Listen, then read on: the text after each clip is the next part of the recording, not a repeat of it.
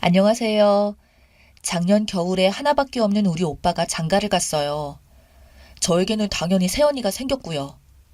보통 새언니가 사이다면 싫어지는 경우가 많다는데 저는 우리 새언니 덕에 새 삶을 살고 있어요. 지금부터 저의 암흑이었던 삶을 제 2의 인생을 만들어주고 저희 집안에 사이다를 쏘아준 새언니 썰을 좀 풀어볼까 합니다. 글재주가 없어 재미가 없을 수 있으니 그건 좀 양해를 부탁드립니다. 저희 집은 소위 헬게이트입니다. 우리 엄마 아빠지만 가부장 사상에 찌들어져 있습니다. 밥 먹을 때도 오빠랑 아빠만 큰 상에 고기랑 생선, 산적 올려놓고 먹고 저와 엄마는 부엌에서 나물 무친 것과 오빠와 아빠가 먹고 난 것을 먹습니다. 이게 말이 되냐고요. 네, 말이 됩니다. 저희 집에서는 말이죠. 제가 올해 22살인데 새언니가 시집을 오기 전까지 따뜻하고 새로 지은 흰쌀밥을 먹어본 적이 거의 없는 것 같습니다. 꼭 밥 남아도 새로 밥해서 오빠, 아빠 주고 저랑 엄마는 식은 밥을 감사히 먹었습니다. 엄마가 너무 당연하게 그렇게 하니까 저도 별로 이상하게 느껴지지도 않았던 것 같습니다. 그냥 우리 집이 좀 가부장적이고 유별나다 정도? 일에서 착취당하며 사는 사람들은 금세 익숙해져서 그게 착취인지도 모른다고 하나 봅니다. 각설하고 오빠가 작년 겨울에 결혼을 했습니다. 이날을 기점으로 저에게 오빠는 오빠놈에서 오라버님으로 탈바꿈했습니다. 평생 엄마의 미칠 듯한 과보 아래에서 저를 자기 노예처럼 부리다가 여자 하나 잘 만나서 사람이 된 것이죠. 진짜 언제부턴가 수상하긴 했습니다.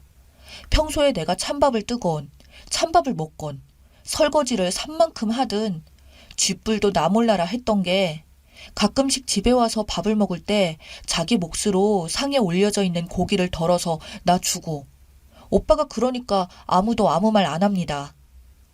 제삿날이라 설거지 밀렸을 때 엄마가 저보고 하라고 하고 나갔는데 엄마 나가니까 옆에 와서 거들어도 줬습니다.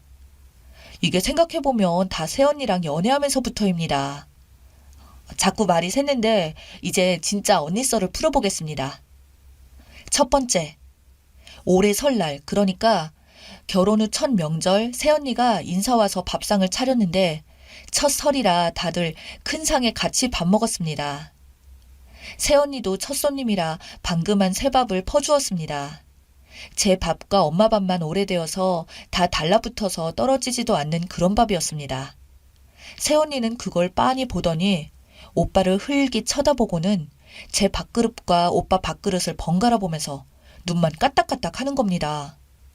오빠 놈, 언니랑 눈이 딱 마주치더니 상황 판단을 1초 만에 하고서는 엄마랑 얘 밥이 이게 뭐야? 남은 밥이었어? 그러면 나 주지. 여자는 식은 밥 먹는 거 아니야. 하며 호들갑을. 와, 진짜 핵소름이었습니다.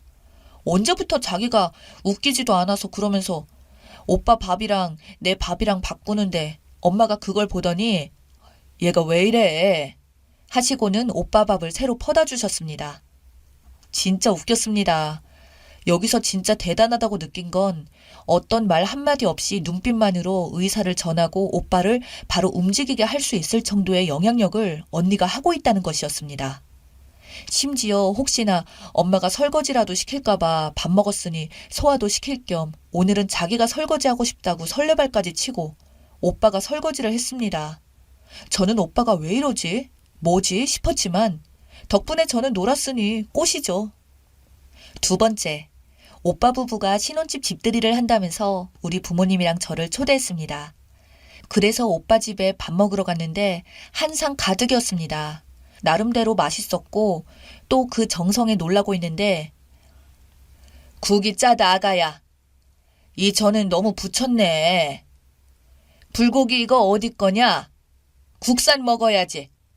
외국산은 질겨서. 엄마가 잔소리 스키를 시전하십니다. 우리 엄만 맨날 저럽니다. 저보고 반찬 좀 하라고 시키고 밥 하라고 시켜놓고선 밥이 되니 지니 반찬이 어쩌니 사람 미칠 정도로 밥 먹는 내내 저러는 게 버릇입니다. 그 말을 듣더니 새언니가 빵긋 웃으면서 그렇죠. 그렇죠. 봐봐요. 제 말이 맞잖아요, 여보. 제가 아까 국도 짜고 전도 태우지 말라고 했는데 이가 이렇게 입말이 유별나요. 그런데 이가 어머님 밥 먹고 자라는데 정작 어머니랑은 제가 입맛이 맞네요. 이제 제가 어머니 딸 해야겠어요. 아니다. 진짜 해야겠다. 이럽니다. 우리 엄마는 그만 당황해했습니다. 그 귀한 아들이 한 요리의 책을 잡은 것이며 며느리 입맛을 뒷받침해 주기까지 한 게 된 것입니다. 그 뒤로 또 맛있어 할까봐 입 다물고 식사만 하셨습니다. 우리 엄마가 남 요리한 거 먹을 때 저렇게 입 다물고 먹는 거 처음 봤습니다. 진짜 난생 처음 봤습니다. 그러고 집에 와서 또 제 반찬에 트집을 잡길래 오빠도 그렇고 나도 그렇고 엄마랑 입맛 맞는 새언니한테 가서 요리 배워야겠다 했더니 다시 말이 쏙 들어갔어요. 덕분에 편안히 플러스1 되었습니다. 세 번째, 오빠 부부가 우리 집에 온 날 오빠가 잠시 외출한 틈을 타서 이것도 새언니 멀미한다고 약 사러 간 거였습니다. 엄마가 새언니를 맞은편에 앉아 혼내기 시작했습니다. 시부모 댁에 문안 인사 꼬박꼬박 드리고 시댁에도 자주 오고 해야지. 안 그러면 가정교육 못 받았다고 네 부모가 욕먹는다. 하시는 겁니다. 새언니가 잠시 동안 엄마를 쳐다보더니 또 특유의 생긋 웃음을 지었습니다. 아, 저희 엄마는 당신 욕먹어도 좋으니 제 몸, 마음 편한 것만 생각하라고 누누이 가르치셨어요. 시집 오기 전에 제가 많이 듣는 말이 네가 어디 가서 처신을 잘하고 다녀서 내 얼굴에 금칠을 해주는 게 효도가 아니다. 네가 행복한 게 진짜 효도다 하셨는걸요? 이해해 주실 거예요. 약간 철없는 부잣집 아가씨. 그렇지만 밉지 않고 싱그러움이 넘쳐 흐르는 말에 엄마는 당황했습니다. 너무 천진하게 나긋나긋한 말투로 저러니까 반박하기가 되게 쉽지 않았습니다. 그 후 몇 가지 잔소리를 계속 시전했지만 당장 하지 못하는 거. 밥은 네가 해라. 남편 시키지 말고. 이런 건 그냥 네네. 간단한 답변으로 씹어버리더군요. 누가 봐도 진심 아님 1000%. 그리고 오빠 들어오고 아무 일 없었다는 듯 천연덕스럽게 잘 놀다 가셨습니다. 네 번째, 제가 이걸 쓰게 된 이유입니다. 저는 통금이 10시입니다. 제가 대학생인데 그나마 9시였던 거 대학생 되고 1시간 늘려준 겁니다. 외박 절대 안 됩니다. 기가 막힌 일이지만 학교 MT도 못 갔습니다. 한 번씩 친구 집에서 자자고 하거나 파자마 파티라도 하자고 하면 진짜 너무 속이 상합니다. 5분이라도 통금 시간을 어기면 아빠가 그냥 집을 나가라고 미친 듯이 난리가 납니다. 한 번 시험 기간에 친구들과 강의실에서 공부 좀 하다가 잠깐 잔다는 게 30분을 자버려서 놀래가지고 급하게 짐 챙겨서 집에 왔는데 그때 20분 늦었다고 현관 비밀번호를 바꿔놓으셨더라고요. 다시는 안 늦겠다고 빌고 빌었더니 그제야 문을 열어주셨어요. 그리고 들어갔더니 아빠는 준비를 다 해놓으셨더라고요. 엄마처럼 잔소리 무한루프를 하는 게 아니고 아주 소리치며 짐까지 쌓아놓으시고 앞으로는 통금 시간 5분이라도 어기면 제 짐을 싸서 그대로 1층에 내다 버리겠다고 으름장을 놓으셨습니다. 그래서 그 뒤로는 꼭 지킵니다. 그런데 얼마 전에 오빠 부부가 우리 집에 와 있는데 어쩌다 통금 얘기가 나왔습니다. 그러자 새언니가 배시시 웃으며 저도 통금이 있었는데 매일매일 어기고 늦게 들어가니까 어느 순간 흐지부지 없어진 거 있죠. 젊음의 특권은 반항이고 청춘이잖아요. 라며 까르르 말하는 겁니다. 우리 아빠 새언니한테 정말 약합니다. 저한테 정말 세면서. 처음 봤을 때부터 새언니가 마음에 든다고 하셨습니다. 우리 아빠가 첫눈에 당신 마음에 든다고 하는 거 처음 봤던 것 같습니다. 요즘 애들처럼 되바라지지도 않았고 어른 무서운 줄 모르고 방실방실 잘도 웃으면서 얘기한다고 칭찬입니다. 안 그래 보이는 거 알지만 우리 아빠한테는 핵 칭찬입니다. 우리 아빠가 언니 말에 다 찬성하고 있고 오빠가 오히려 바짝 긴장하면서 있고 남편이고 아들이고 다 이러고 있으니까 속에서 열불이 나는지 엄마가 끼어지셨습니다. 예, 괜히 엄한 바람 넣지 마라. 세상이 어떤 세상인데. 새언니는 눈 깜빡하더니 아, 맞아요. 세상 험하죠, 요즘. 진짜 이번에 아가씨 생일 선물은 호신용 전기 충격기 같은 거 사드려야겠다. 여보, 어때요? 좋지, 좋아. 진짜 22년간 알아온 내 오빠가 맞나 싶었습니다. 저기 팔불출 같은 놈은 누구지? 싶지만 좋아 보입니다. 진짜 정말 나쁜 친구들하고 어울릴 수도 있고 통금을 꼭 지켜야지. 아빠가 고집을 조금 부렸습니다. 아, 아버님. 아버님 밑에서 22년이나 배우고 자란 딸인데 그럴 리가 없잖아요. 얼마나 현명하고 사리분별 확실히 하시는데요. 진짜 만약에 혹시라도 나쁜 친구 사귀면 제가 도시락 싸들고 쫓아다니면서 말릴 테니까 저만 믿어주세요. 이러면서 아빠가 또 아무 말 못하게 하고 저한테 아가씨 나이가 얼마나 꽃답고 예쁜지 잘 모르죠. 그때가 지나면 하고 싶은 거 못하는 것들이 많아요. 나중에 억울하면 나 자신한테 너무 미안하잖아요. 원래 엄마 아빠 잔소리는 반만 새겨듣고 반은 흘려두고 해야 건강한 청춘인 거예요. 그렇죠, 아버님. 또 특유의 까르르.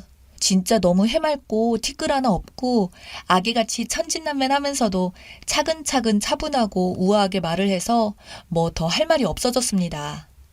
엄마도 아빠도 이제 말로는 새언니 못 이기는 거 아시니까 그래도 적당히 들어오고 너무 늦으면 다시 통금 부활할 테니까 라며 괜히 저한테 말을 했습니다.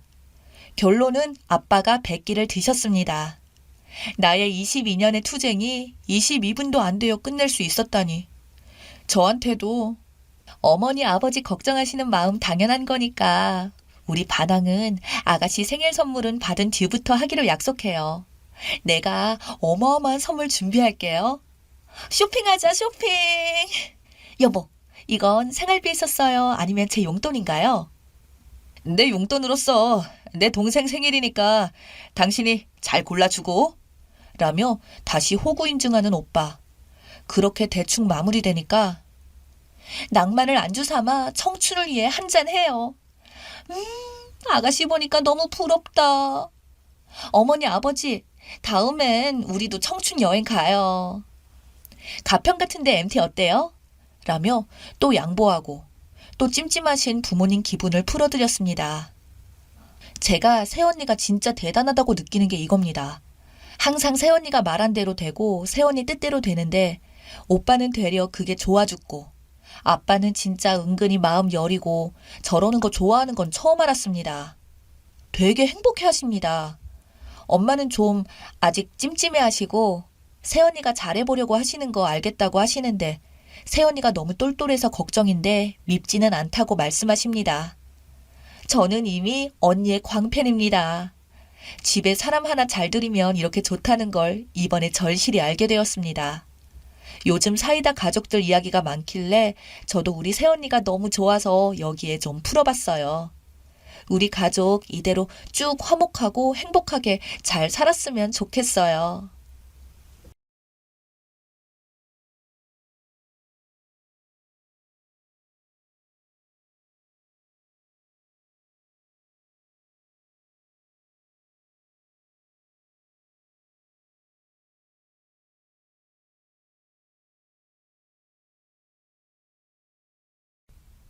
안녕하세요. 진짜 미치고 팔짝 뛸 만한 일이 있어서 여기에 글을 씁니다. 거두절미하고 본론만 말하겠습니다. 두서가 없더라도 이해 부탁드릴게요. 연애 시절부터 저는 결혼은 필수 사항이 아니어서 안 해도 된다고 말하곤 했어요. 이렇게 남편을 만날 때마다 강조했던 부부는 결혼을 하더라도 아이 없이 지낼 거라고도 이야기했고요. 남편도 저의 의견에 동의했었고 우리 둘만 사랑하면 되지 전혀 문제될 거 없다며 아기는 남편도 생각조차 안 하고 있다는 식으로 말하고는 했죠. 연애하고 4년 차에 상황이 물 흐르는 대로 결혼을 하게 되었고 양가 부모님께는 아이 없이 딩크로 지내겠다 말씀을 드렸어요. 친정은 합의된 사실이면 편한 대로 하라고 하셨고 시댁은 어머님이 썩 마음에 들진 않으셨지만 남편 생각도 그렇다 하니 아무 말이 없으셨어요. 그리고 결혼을 하고 7개월이 조금 넘었네요. 그런데 요즘 들어서는 남편이 아이를 원하는 눈치입니다. 사랑을 하는데 눈치를 보다가 없이 하려고 한다든지, 물론 제가 위험하다고 생각하며 안 한다고 합니다. 아이들 있는 곳에서는 저 애들 좀 보라며 너무 예쁘지 않냐 그러네요. 또 아기 옷 파는 가게 아시죠? 작은 마네킹에 잘 보이게 진열해 놓잖아요. 지나가다가 그 앞에 딱 멈추더니 여자애들 옷은 진짜 너무 이쁘다며 인형 옷 같지? 그치 자기야? 이런 이야기를 하기에 물었어요. 오빠, 아기 갖고 싶어? 요즘 들어 자꾸 이러네. 그랬더니 아기를 원한대요. 본인 부모님들도 손주를 원하신다 그러고요. 전 애초에 아이 생각 없다 얘기했고 남편도 동의했으면서 이제 와서 이러는 거 너무 어이없어요. 아이를 갖는다는 마음이 손바닥 뒤집듯이 쉬운 것도 아니고 저는 전혀 생각이 없습니다. 하다못해 TV를 봐도 스트레스를 줍니다. 일요일 예능에 아빠가 아이들을 케어하는 프로그램 보면서 아기가 있으면 남편도 저렇게 잘할 수 있다며 제가 듣는 앞에서 호기롭게 얘기합니다. 하루는 시댁을 갔는데 어머님의 친구 손주가 너무 이쁘더라. 친구 손주 재롱에 시간 가는 줄 몰랐다는 등의 이야기를 하시더라고요. 제 앞에서 그런 이야기를 하시는 것도 좀 불편해서 자리를 피하려고 하는데 남편이 옆에 오더니 엄마가 자꾸 그런 이야기로 스트레스 주면 더 아기가 안 생기니까 그냥 모른 척하고 기다리세요. 라고 하는 거예요. 너무 황당하고 어이가 없었죠. 집에 와서 따지고 들었더니 손주를 부러워하시는 부모님이 너무 안쓰러워서 대충 둘러댄 거라고 하더군요. 나 원참 그럴수록 희망 고문을 하면 안 되는 거 아닌가요? 그러더니 아니나 다를까 그 뒤부터는 어머님이 수시로 전화 오셔서 혹시 아기 가질 생각은 없냐고 물어보십니다. 몇 번 대응을 하다가 차단한 상태고요. 뭐라고 이야기를 해야 할까요? 전 정말 낳을 생각이 없고 제 일을 계속하고 싶어요.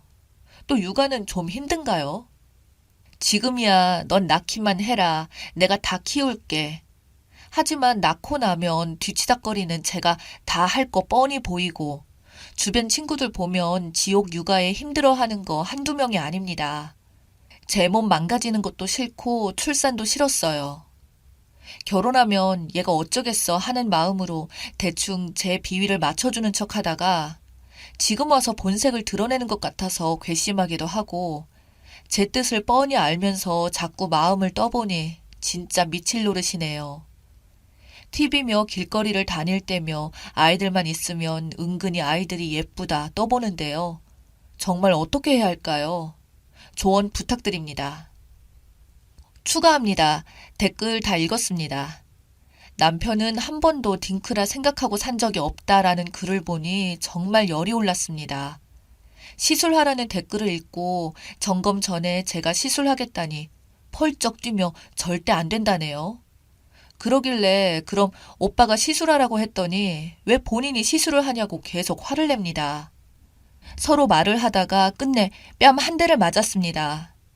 네가 언제까지 젊은 것 같냐면서 씩씩대더니 손찌검을 해서 미안하다며 생각 좀 하고 온다면서 나갔습니다. 저도 너무 어이가 없고 맞은 것도 기가 막혀서 서러워서 울다가 진정 좀 하고 글을 추가합니다. 전 예체능 종사자고요.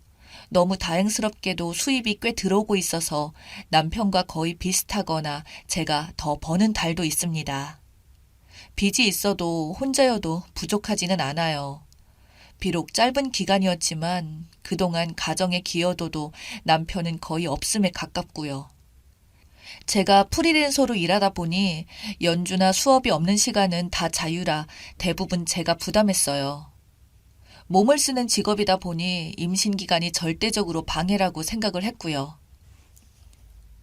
이 모든 이유를 들어 이야기를 해도 돈은 자기가 벌 테니 걱정 말고 다시 생각해보라네요. 말도 안 되죠. 제가 더 잘 버는데 이해를 못하는 것 같습니다. 딩크를 반복하는 것도 이혼 사유지만 뺨을 때렸다는 것으로 이혼의 사유가 또 생기고 말았네요.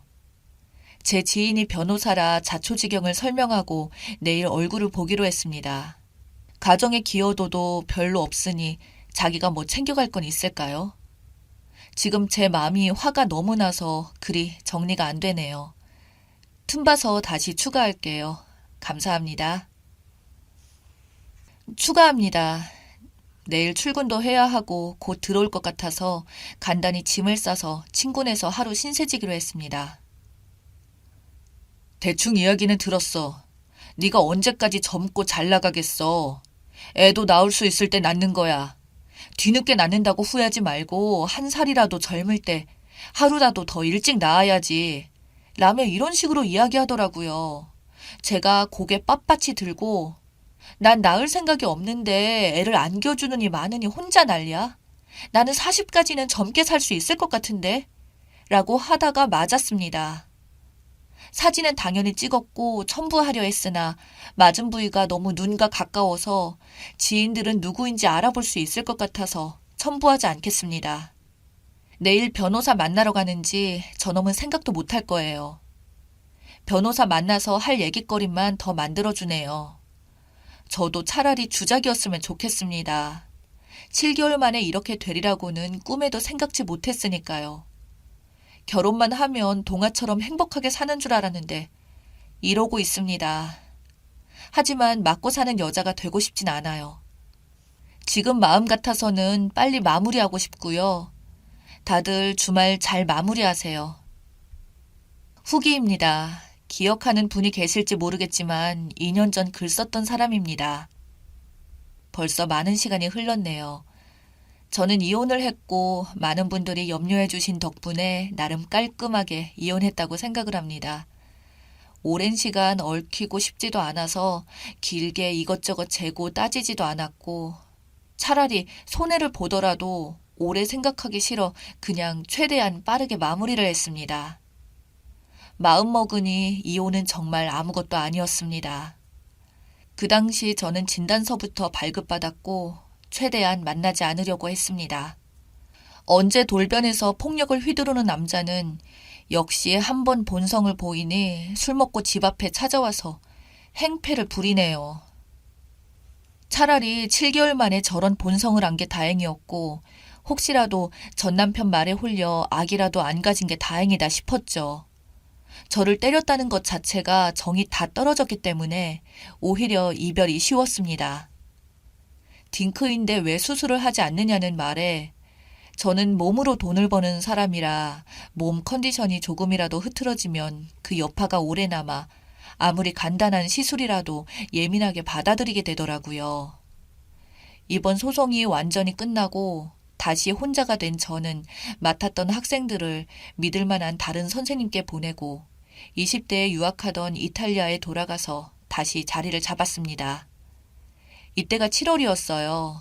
다시 못 만날 줄 알았던 사람들과 마주보고 이야기를 하니 정말 행복하더라고요. 모두가 나를 반겨주는 곳에서 새롭게 시작을 했습니다. 저는 감사하게도 교수님들과 아직 남아있는 함께 유학하던 친구들, 또 유학 시절 가깝게 지내다 왕성히 활동 중인 사람들의 도움으로 이탈리아에서 자리를 잡고 어렵지 않은 형편으로 지내고 있었어요. 지금은 전염병 여파로 한국에 돌아왔다가 아직 돌아가지 않고 한국에서 지내고 있습니다. 월세는 아깝지만요. 한국에서 마음 편히 지내다 보니 당시 썼던 글이 생각나 후기를 남깁니다.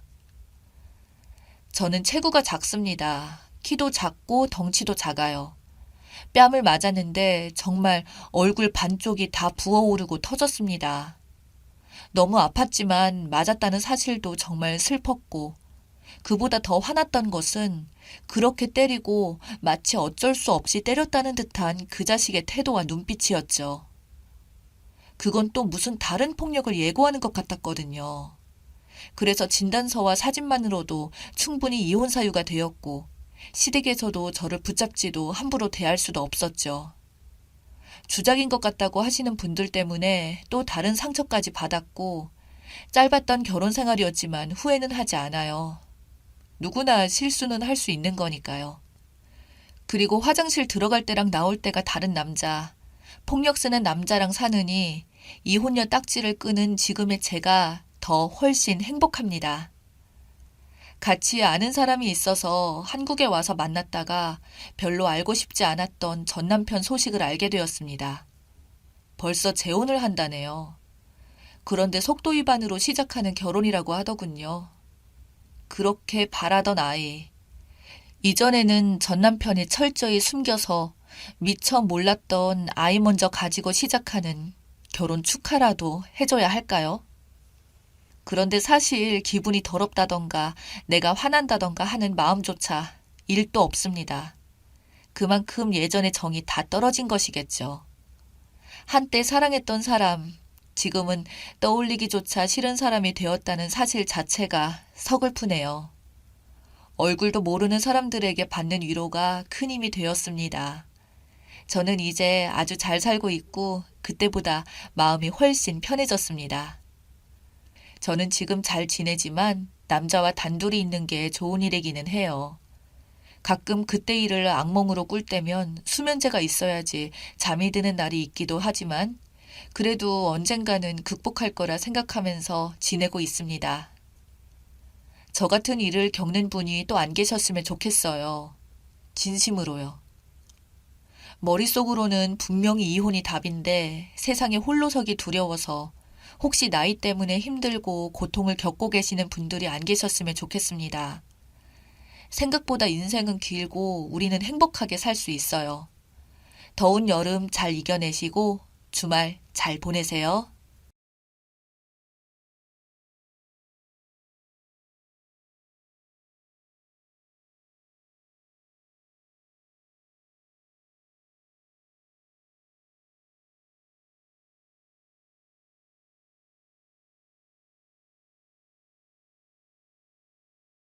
안녕하세요. 너무 어이가 없고 정말 여기까지 올 줄은 몰랐습니다. 거두절미하고 바로 본론으로 이야기 시작할게요. 제 남편은 막내 아들이죠. 집마다 다르겠지만 저희 시댁은 항상 큰아들이 우선입니다. 연애할 때도 관심 한번 없다가 결혼한다고 상견례하기 전에 찾아뵙고자 전화를 했는데 시큰둥 뭐로냐 니들끼리 알아서 해라. 결혼 준비할 때도 나는 돈 한 푼 없으니 그리 알아라 해놓고 시숙에게는 집이며 차며 형님 가방이며 옷이며 잔뜩 하셨답니다. 내 아들 앞에서 큰아들 자랑, 며느리 자랑만 하시던 분이십니다. 근 3년을 너무나도 다른 집 분위기에 많이 속상했죠. 1년도 안 된 한참 신혼일 적에 신랑과 시숙 형님을 초대해서 술자리를 한번 가진 적이 있었는데 일찍이 시아버님 돌아가시면서 시숙이 고생을 많이 하셨나봐요. 그렇다 하더라도 바로 아래 아들인데도 왜 그렇게 차별을 두는지 본인도 모르겠다고 제사가 있는 날에도 형님은 임신이 되지 않아 마음고생이 심하다며 참석을 못하시고 중간중간 시댁 행사 있을 때도 도움 한번 못 받은 와중에 저 혼자 말 한마디 못하고 다 준비했습니다. 고생했다는 말 신랑만이 해줬던 서러운 날도 다 견뎌가며 지금까지 왔는데 너무 눈물이 나네요. 최근에 시숙 사고가 나서 병원에 입원하셨는데 형님도 마음고생 심할 텐데 위로차 문안에 갔었습니다. 심하게 다치신 건 아니라 병원에서 2주 정도만 치료받으면 퇴원할 거라는 말에 다행이라고 생각을 했습니다. 웃기게도 형님은 내가 오자마자 자리에 앉고는 물 한 잔, 휴지 좀 줘, 뭐 해줘 계속 시키네요. 가게 문 닫고 그 늦은 밤에도 병원 출석을 했습니다. 2주 동안. 왜 그렇게까지 했는지 나도 참. 그래도 그때는 그게 도리라고 생각을 했습니다. 가게 일하고 온 거 뻔히 알면서도 계속 시키는 시어머니와 형님이 너무 야속했고 저녁도 못 먹고 시숙 병간호만 죽으라고 했네요. 그걸 본 신랑이 안쓰러웠는지 저에게 그러더군요. 힘들지? 미안하다. 이런 집에 시집와서 고생이 많네. 그냥 영 끊고 살까? 라고 하는 남편에게 어떻게 그러냐 가족인데 그래도 가족이잖아 라며 말을 해주었습니다. 항상 제 편이 되어주려 노력하는 신랑이 있어서 인연 끊자고 하는데도 저는 괜찮다고 했습니다. 그런데 지금은 인연 끊자고 할 걸 뒤늦게 후회합니다. 그리고 이 글을 쓰게 된 결정적 이유, 이제서야 제가 눈이 돌아서 다 필요 없다, 시댁 필요 없다, 인연 끊자고 했습니다. 견디고 견뎠는데 이제 더 바보처럼 견디기 싫었네요. 우리 신랑 재산 한 푼도 못 받았습니다. 이미 결혼 전에 큰아들 대학이며 사업자금이며 결혼까지 더는 쓸 돈이 없다고 했으니까 대학도 홀로 아르바이트 해가며 부모님 도움 없이 겨우 졸업했죠. 그 등록금의 절반은 우리 친정에서 도와줬고요. 그걸 아는지 모르는지 시어머니 정말 황당하고 어이가 없고 분합니다. 시숙 사업이 망하고 시어머니 하던 가게는 옛날에 접었고 형님은 다니던 백화점 매장 정리하고 임신 쪽에만 신경을 쓰는 상황이고요. 그런데 어이없게도 병원비를 저에게 청구했어요. 게다가 시어머니 용돈 좀 올려달라는 형님. 월 20만원씩 용돈을 주는데 형님은 10만원도 안 내는 거 내가 모를 줄 아나? 근데 거기서 용돈을 더 올려주라고 하니 좀 기가 차더라고요. 순간 너무 화가 나서 처음으로 말했습니다. 형님, 저희 시댁 지원하는 것도 힘들어요. 저희 그만하겠습니다. 했더니 형님이 그게 무슨 소리야? 형님 마음 고생할 때 제 돈으로 혼자 음식 준비하고 시댁 명절 때마다 바라는 것도 많아 다 사드리고 바치고 뒷바라지 한다고 1년 동안 1000만원 넘게 까먹었네요. 그래도 제가 싫은 소리 했나요? 고생했다는 말 한번 해보신 적 있으세요? 그런데 이제는 병원비를 내라니요. 병원에서는 어떠셨나요? 저 병 간호하라고 부르신 건가요? 당연한 일을 하는 건데 왜 그렇게 열을 내며 말을 해? 그 많던 재산 받으시고 왜 자꾸 저희한테 손을 벌리세요? 그 재산 내가 받은 게 아니잖아. 그럼 형님은 그 재산으로 쓰신 게 없다고 하시는 거예요? 맞아요? 아니 쓰긴 썼는데 나는 얼마 안 되지. 이게 무슨 소리입니까? 병원비 대달라면 줄 알았는데 갑자기 다른 태도로 나오니 할 말을 잃은 건가요? 그동안 저와 신랑을 얼마나 호구로 봐온 거죠? 해달라는 대로 고분고분 다 해주니 그렇게 본 거겠죠. 너무 화가 나서 무슨 정신인지 모르겠지만 이미 입은 할 말을 하고 있더라고요. 형님도 그러시는 거 아닙니다. 저희도 아기 낳고 키우려면 준비도 해야 하는데 어머님이나 형님 댁 도와드리느라 저희도 빠듯해요. 게다가 재산은 다 시숙이 가져가서 저희 신랑 한 푼 못 받은 것도 서러운데 왜 자꾸 돈을 달라고 하세요. 힘들어요. 저희 손 떼겠습니다. 그리고는 말이 없는 것 같아 끊을게요 하고 끊었습니다. 싸운 것도 아닌데 괜히 손발이 떨리고 심장이 쿵쿵 뛰는 게 불안해서 바로 신랑한테 전화했죠.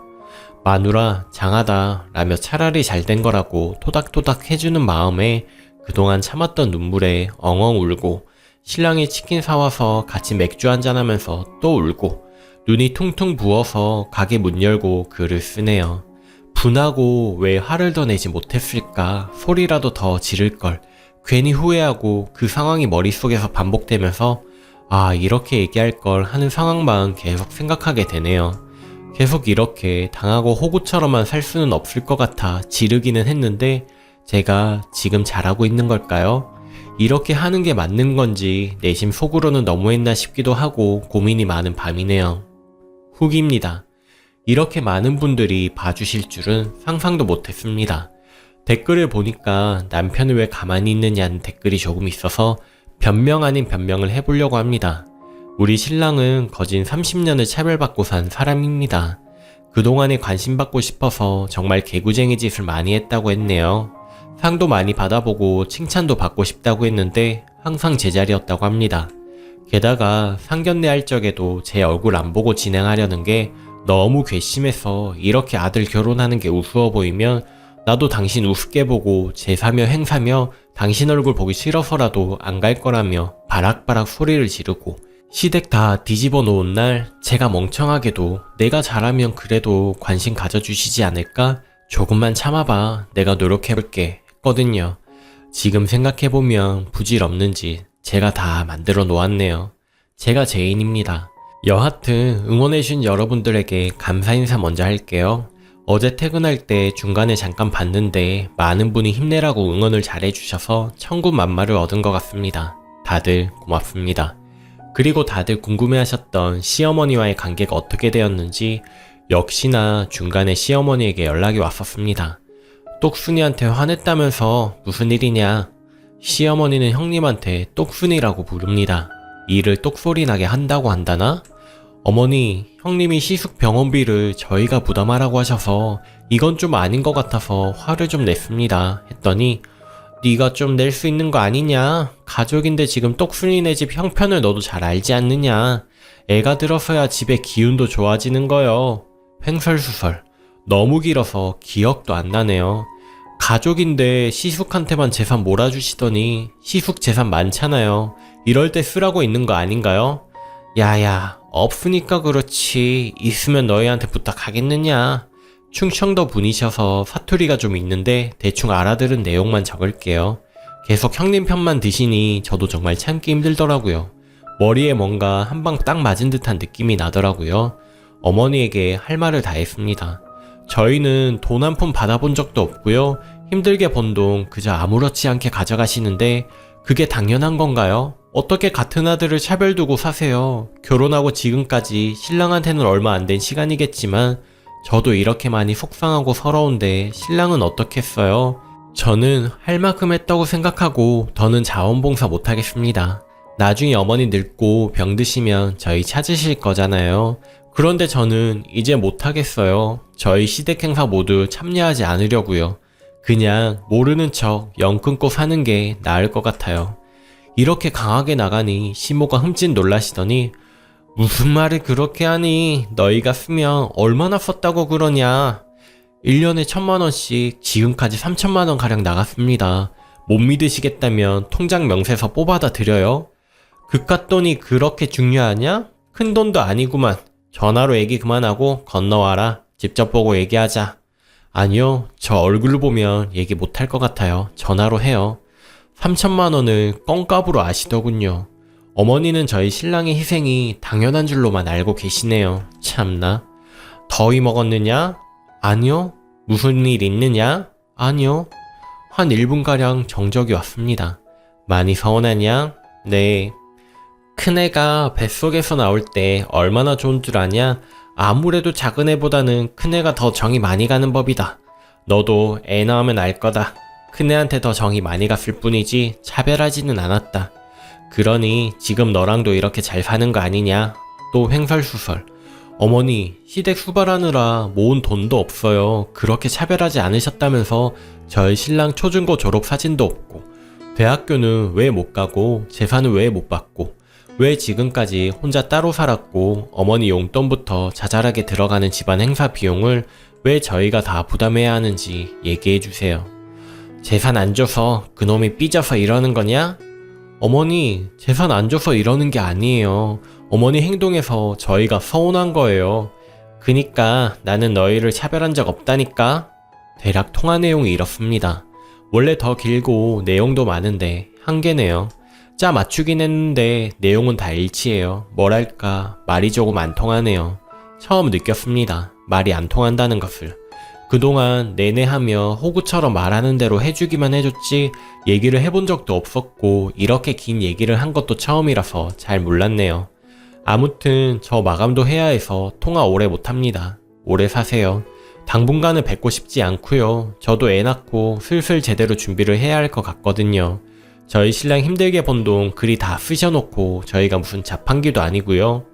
어디 큰아들이 애도 안 들어선 마당에 네가 애를 낳겠다고? 버릇없이. 이런 식의 대화가 끊임없이 2시간 동안 이어지다가 퇴근해야 한다고 하니 오라는 거 안 간다고 더 속 터져서 배터리도 없다고 그냥 끊었습니다. 그리고 점심때쯤 온 형님 문자. 내가 뭘 어쨌다고 그렇게 열을 내며 말하니 정말 황당하네. 나 임신 안 된다고 깔보는 거야 뭐야. 생각할수록 화나네. 그 돈 몇 푼 도와줬다고 유세하는 거야? 그냥 병원비 내고 쉽게 가자 우리. 많이 힘들어. 알잖아. 문자 봐놓고 왜 답장을 안 해? 나 안 보고 살 거야. 답장 좀 할래? 부재 중 3통이 와 있더라고요.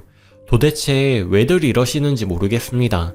본인들 원하는 대로 얼굴 안 보고 살겠다는데 왜 갑자기 돌변해서 관심을 가져주시는지. 돈을 안 대주니까 이제야 그렇게 보고 싶은가 봐요. 왠지 모르게 승리감도 느끼네요. 어제 신랑과 오징어 씹으면서 시댁도 같이 씹어줬더니 아침 기분이 굉장히 상쾌합니다. 진작에 이렇게 한번 속도 털고 했으면 얼마나 좋았을까? 사실 욕도 퍼붓고 소리 지르고도 싶었는데 막상 하려니까 그건 안 되겠더라고요. 심장이 쿵쿵 뛰고 목소리까지 떨려서 저렇게 말하는 것도 정말 큰 용기를 냈습니다. 그리고 시숙과 형님이 오늘 우리 집 찾아오겠답니다. 시어머니 데리고 오실지는 모르겠지만 이번에는 아마 제가 나서지는 못할 거예요. 신랑한테 하라고 했더니 자기만 믿으라고 합니다. 혹시 모를 증거를 위해 통장 명세서를 다 뽑아야 할까요? 읽어주신 모든 분 감사드리고요. 시숙이 올지 안 올지는 모르지만 오면 꼭 후기를 쓸게요. 좀 많이 아쉽네요. 제대로 쓰고 싶은데 글 재주도 없고 게다가 매장에 지금 손님이 왔다 갔다 하셔서 글 썼다가 멈췄다 썼다 멈췄다 했더니 글이 조금 우왕좌왕하는 감이 있네요. 읽어주신 분들 감사드리고요. 최종 후기입니다. 안녕하세요. 후기가 많이 늦어졌습니다. 궁금하시다는 분들도 있으셔서 다시 시간 내서 키보드를 잡아보아요. 시숙은 온다고 한 날 바로 오지는 않았고요. 토요일 오후에 오셨습니다. 예상대로 시어머니 모시고 오셨더군요. 더워서 현관문을 열고 있었더니 빨래하다가 엄청나게 놀랐습니다. 차 내드리면서 앉아보라고 하시길래 앉아서 듣자 하니 시어머니께서 사정이 안 되면 가족끼리 서로 도와주고 해야 하는데 우리 집은 다들 남남이다. 너는 어떻게 생각하느냐 하시길래 큰 어른들이 본보기를 보이셔야죠 했더니 기가 막힌다는 듯이 형님이 어머니 앞에서 말버릇 좀 봐 하시더라고요. 저와 신랑은 담담하게 앉아 있었습니다. 댓글대로 저 어디 멀리 좀 갔다 올까 했는데 갑작스럽게 들어오시는 바람에 어떻게 할 수가 없었습니다. 그래도 혹시나 몰라서 여러분들이 말하시는 녹음 꼭 하라는 말이 생각나서 차 준비하면서 핸드폰 녹음기를 켰네요. 처음에 형님이 병원비 얘기를 하시길래 신랑은 보험 처리하시는 편이 좋지 않겠느냐고 했더니 시숙은 우리가 보험비 낼 상황이냐? 그리고는 종이 한 장을 주더니 잘 보라고 우리가 재산 받고 어디에다 썼는지 하시길래 유심히 봤더니 결혼 전에는 시숙 대학, 시숙 사업, 결혼식을 위해 쓴 돈과 자잘하게 시숙이 개인적으로 쓴 돈은 기타 지출에 포함했더군요. 그리고 결혼 후 시어머니 병원비만 800이 나왔길래 무슨 병원을 가셨길래 800씩이나 나왔느냐고 물었습니다. 어머니 허리가 안 좋아서 수술하고 병원실 이용, 재활 비용, 병간호 모두 포함한 금액이랍니다. 원래 병원비가 800 이 정도 나오는 건가요? 시숙 차 정비 맡겼더니 너무 오래되어서 부품이 없다고 새 차 뽑느라고 쓴 돈, 차후에 시어머니 넓은 집에서 모시기 위해 쓴 돈 등등 해서 3억 4천가량 나오더라고요. 좀 어이가 없더라고요. 내용들이. 재산 받을 당시에 일전에 부동산 투기로 벌어들여 현금화했던 돈을 시숙에게 다 물려줬다면 3억이 훨씬 넘었을 텐데 왜 3억밖에 안 되느냐. 솔직히 더 있는 거 안다. 신랑이 그러길래 이 부분에 대해서는 저도 아는 바가 없어 가만히 있었습니다. 시어머니가 우물쭈물 하더니 화장실로 들어가시더라고요. 별 생각을 다 했죠. 사기당한 건가? 투자한 건가? 다 줬는데 말아먹은 건가? 본인들이 쓴 금액보다 3천은 걔 이름이라며 본인들이 이만큼 썼으니 너희도 할 도리는 해야지 하시길래 가만히 있다가 돈 받아서 쓴 거랑 힘들게 일해서 본 돈 쓰는 거랑 같으냐고 했더니 가족 위해 쓰는 거라 피차 일반이랍니다. 그럼 어머니 저희도 재산 달라고 가족을 위해 헌신해서 쓰겠다고 했더니 이미 없는 걸 어떻게 주냐고 하네요. 저희도 이미 가진 돈 다 써서 없다고 했습니다. 거기다 웃기게도 저의 신랑이 없는 형편에 욕먹을 거 알지만 차 욕심이 조금 있습니다. 저는 그래도 신랑을 지지하는 이유가 여자도 명품 가방 하나 들고 다니면 알게 모르게 자신감이 생기잖아요. 대학 다닐 때 연수 갔다 오면서 처음 면세점에서 산 백이 있거든요. 지금은 낡아서 쓰지도 못하지만 아마 여자나 남자나 같지 않을까 하는 마음이 들어요. 민망하지만 BMW 중고차 하나 있습니다. 중고라 해도 비싸긴 비싸더라고요. 시숙은 그 차가 새 차인 줄 아시네요. 그리고 하시는 말이 그 차를 팔라고 합니다. 야, 너 가진 BMW 차 그거 팔아서 도와주면 되겠네 라는 말에 참았던 남편이 한마디 하더라고요. 말도 안 되는 소리 좀 그만해. 손 벌리는 것도 한두 번이지 재산 다 말아먹고 이러고 싶으냐? 형도 이 아줌마 데리고 나가. 엄마라고 부르고 싶지도 않으니까. 시어머니 당황해서 엄마들 화나면 하시는 말 있죠? 내가 너를 어떻게 키웠는데 네가 이렇게 하는 그런 말 하시더라고요. 형님이나 시숙이나 안 가고 계속 버티고 앉아서 돈 타령하시길래 5만원 건네드리며 택시비 줄 테니까 택시 타고 얼른 가시라고 했습니다. 시숙은 자존심이 상했는지 일어나더니 5만원 휙 가져가고는 나갑니다. 형님도 그러는 거 아니라면서 너희 어려워도 다시는 찾지 말라고 다신 안 본다고 하시길래 듣던 중에 제일 반가운 소리네요. 형님 댁 쓰신 재산 목록에 있던 어머니 부양은 형님이 하시는 거죠? 설마 저희 보고 모시라는 건 아니시겠죠? 신랑이 그것 때문에 집도 샀다는데 알아서 하겠지. 시어머니 저것도 아들이라고 아이고 하시면서 주저앉더라고요. 그러는 와중에도 형님 그대로 나가시고요.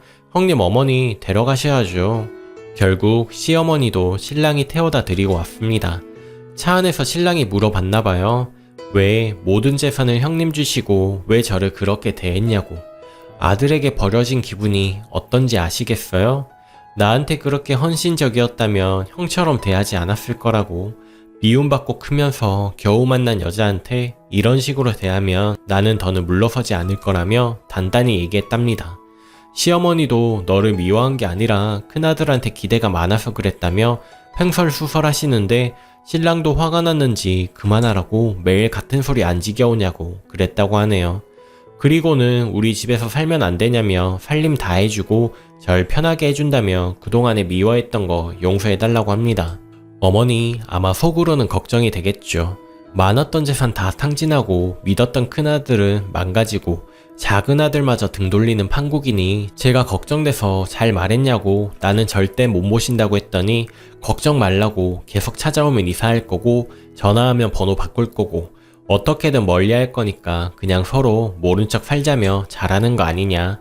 나 무시하는 거 주특기 아니냐. 왜 이제 와서 간신 더 주는 척 하느냐. 그리고 내려드리며 인사하고 후딱 왔다고 합니다.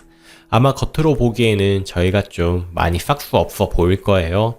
그때 현관문 다 열어놓고 동네방네 다 들리라고 싸웠거든요. 지나가던 택배 아저씨 힐끔 쳐다보고 간 거 아직도 기억이 나네요. 민망하긴 했습니다. 그동안 잘해주시겠지, 인정해주겠지, 속으로 끙끙거리면서도 해왔던 저 자신이 참 돌이켜보면 아주 좋은 일만 시켜주고 정작 3천만 원이라는 돈 까먹고 신랑 속만 긁어댔으니 왜 이렇게 한심할까요?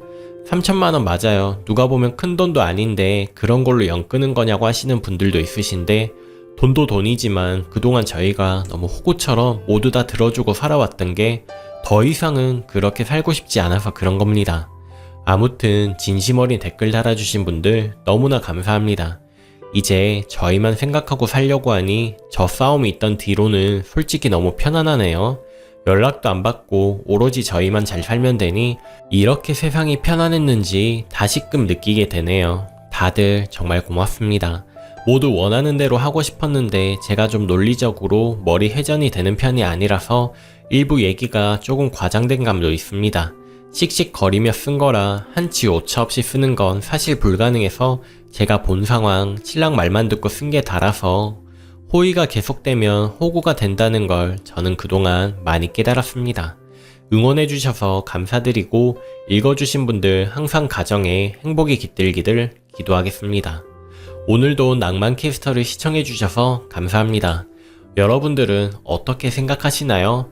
구독과 좋아요 꼭 눌러주시고 오늘도 낭만캐스터와 함께 행복한 하루 보내세요. 감사합니다.